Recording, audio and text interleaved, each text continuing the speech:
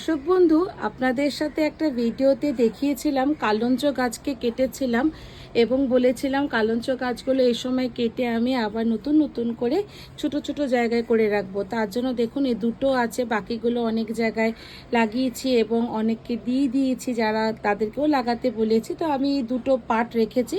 এই দুটো দেখুন আপনাদেরকে আমি কেমনভাবে লাগাবেন দেখিয়ে দিই। এরকম মাটি নেবেন, নর্মাল মাটি নেবেন, কোনো আলাদা কোনো সারালা মাটি নিতে হবে না। মাটিটাকে একটু সাইড করবেন, করে গাছটাকে এরকমভাবে পুঁতে দিন এবং গাছে একটু জল দেবেন। রোদ্দুরে রাখবেন না এখন, এক সপ্তাহ পরে যখন গাছটা ধরে যাবে তখন গাছটাকে রাখবেন। এই গাছ অমর্ত্য গাছ, এ কখনো মরে না। একটুখানি যত্ন পেলে পরে দেখবেন গাছটা বেঁচে গেছে এবং আগামী ফেব্রুয়ারি মাসের থেকে দেখবেন অল্প অল্প করে ফুল এসেছে। খুব বেশি ফুল আসবে না, প্রথম বছরে ফুল খুব বেশি হয় না।